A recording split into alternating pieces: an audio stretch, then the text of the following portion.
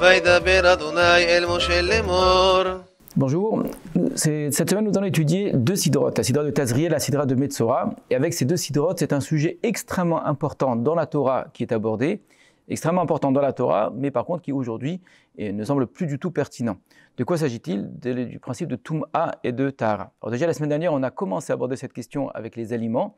Alors on n'y a peut-être pas nécessairement fait attention puisqu'on a parlé, vu de notre côté aujourd'hui, après la destruction du Beth Amikdash, après la destruction du temple, on a abordé que la question alimentaire, quels sont les animaux qu'on a le droit de manger, quels sont ceux qu'on n'a pas le droit de manger.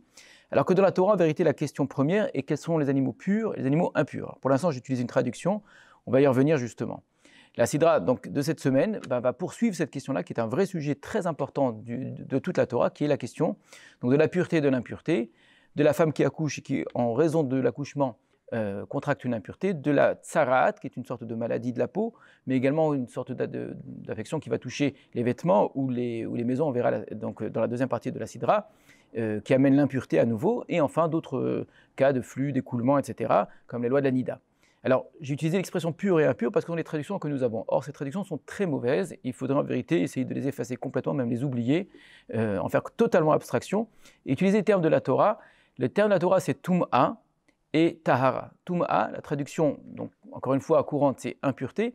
Le terme Tum'a signifie généralement obstruction, quelque chose d'opaque. Et Tahara, à l'inverse, le mot Tohar veut dire quelque chose de transparent, quelque chose qui laisse passer la lumière. Donc on a d'un côté quelque chose qui est de l'ordre de l'obstruction, quelque chose qui est de l'ordre de la transparence d'une certaine façon. Donc, quelque chose qui empêche la lumière de passer, quelque chose qui laisse passer la lumière. Alors on ne parle évidemment pas de lumière, mais notre texte ici, qui traite donc des différentes choses dont on a parlé, l'alimentation lorsqu'on va manger d'un animal, ou bien lorsqu'une femme va accoucher, ou bien lorsqu'on va avoir cette maladie qui s'appelle tsarat, etc., on parle de choses qui sont essentiellement physiologiques. Et ça peut paraître surprenant, d'où l'importance de ne pas s'arrêter aux traductions habituelles. Quand on parle de pureté et d'impureté, d'une personne pure ou une personne impure, ça renvoie à quelque chose d'abstrait, quelque chose de spirituel. On parle de l'âme, etc., etc. Ça a des raisons très profondes, hein. C'est dû à la traduction chrétienne, mais avant ça même à certaines lectures juives qui existaient, mais qui étaient des lectures au départ au sens figuré, c'est-à-dire non pas le sens propre du texte, mais un sens figuré du texte. Le sens figuré du texte a fini par prendre la place, et on en est arrivé à des idées qui sont des idées abstraites. Alors que dans la Torah, de manière très étonnante, on parle de choses très concrètes. C'est parce qu'il y a une matière, c'est parce qu'il y a un corps, et parce qu'il y a un corps qui vit et qui meurt, ou qui tombe malade, eh bien que la notion de pureté et d'impureté, de Touma et de Tahara apparaît. Donc ça n'a a priori strictement rien à voir avec ce que c'est devenu.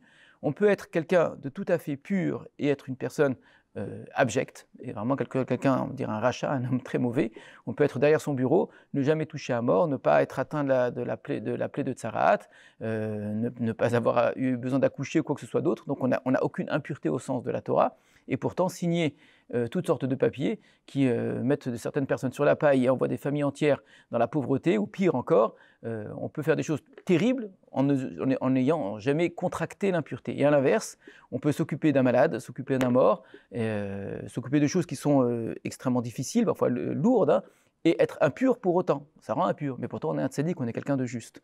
Donc vous voyez, le bien et le mal et la pureté et l'impureté ne se recoupent pas du tout, ça n'a a priori strictement rien à voir. Ces affections qui sont des affections toujours physiologiques, choses qui touchent le corps, qui touchent la matière, qui nous rappellent à notre animalité. Nous sommes un corps humain qui possède une dimension animale, qui se reproduit comme un animal, et donc vous avez des impuretés qui sont liées à la reproduction. Qui mange comme un animal, qui a besoin de manger pour vivre, eh bien il y a effectivement des impuretés qui renvoient à l'alimentation, qui tombe malade, qui meurt aussi également comme un animal. Tous ces rappels à notre physiologie, à notre corps animal, eh bien effectivement sont des choses qui peuvent nous amener à la notion de Tum'a, à la notion d'impureté. Et ce que la Torah nous enseigne, c'est que pour entrer au Beth Amikdash, pour entrer dans le temple, pour s'occuper des choses saintes, pour s'approcher de Dieu, eh bien effectivement, il faut dépasser ces dimensions-là. Il ne faut pas l'oublier, il ne faut pas en faire abstraction. On peut créer toute une idéologie, toute une religion sur une abstraction de notre animalité, en disant l'être humain n'a rien d'animal, ou s'il a quelque chose d'animal, il doit le repousser très loin, s'en détacher, c'est quelque chose de mal. Ou à l'inverse, créer des idéologies ou de religions qui sont entièrement noyées dans cette animalité en disant qu'on ne pourra jamais dépasser cela et que finalement nous ne sommes qu'un animal et qu'il n'y a rien d'autre en nous, nous ne sommes qu'un animal savant et rien d'autre. Eh bien, la Torah a, je pense, cette intelligence de nous enseigner que d'une part, on ne peut pas faire abstraction de cela. L'homme a cette dimension animale. Cette animalité se rappellera toujours à lui. Il a besoin de vivre, il a besoin de grandir, il a besoin de dépasser parfois certaines de ses limites et d'en sortir, de se réparer. La notion de maladie, la mort, évidemment, tout cela c'est vrai. On ne pourra jamais faire abstraction de cela. Mais en ne vivant qu'avec cela, on est incapable d'accéder aux choses saintes. La sainteté, c'est précisément se vouer entièrement à Dieu. Et quand on se voue entièrement à Dieu, on le voue avec sa vie, avec une vie qui est entière, une vie qui est pleine. Donc on a conscience, on prend conscience, on vit avec cette animalité et on sait lui mettre des limites. On sait l'accepter totalement, l'accepter de manière belle, de manière très heureuse, avec toutes ses limites, avec parfois même ses difficultés. On a besoin de vivre, on a besoin de manger, on a besoin de se reproduire, on a besoin de grandir, etc. Et on a même besoin d'accepter parfois de mourir et que d'autres meurent à côté de nous, même ceux que l'on a énormément aimés. Mais malgré tout, malgré toutes ces limites qui nous sont posées, l'homme a sa place auprès de Dieu. C'est ça, entrer au Beth Amikdash, c'est ça, offrir un sacrifice. Mais pour cela, il a besoin d'un passage. Il a besoin d'un passage dans lequel il prend conscience de son animalité. Ensuite, il apprend à vivre avec, il apprend à dépasser. Alors ça peut prendre un jour avec un passage dans le mikvé, avec certaines impuretés. Ça peut prendre 7 jours avec les lois de la vache rousse. Ça peut être encore plus compliqué dans le cas de la tsarat, avec certains sacrifices, avec tout un service particulier qui est beaucoup plus complexe. Mais tout cela pour apprendre à se dépasser. Et avec cela, on aura compris que très souvent, les notions extrêmement négatives, extrêmement péjoratives qui sont associées à l'impureté, eh sont des notions à oublier, à effacer complètement parce que malheureusement, elles ont charrié des idées totalement fausses. Dire qu'on est impur parce qu'on a touché un mort, au pire, c'est pas très grave d'une certaine façon en termes moraux. Si on imagine que l'impureté est quelque chose de mal, peut-être, c'est déjà faux, parce que comme on l'a dit, une personne qui a touché un mort n'a rien fait de mal, bien au contraire, elle a peut-être fait une mitzvah. Mais malheureusement, quand on dit qu'une femme est impure parce qu'elle est nida, parce qu'elle a eu ses règles, on a très souvent associé cela à une forme de souillure, à une forme de salissure, comme si la femme avait quelque chose de mal à vivre avec elle, ce qui est totalement faux. Ça n'a strictement rien à voir avec ça, bien au contraire, j'insiste, bien au contraire.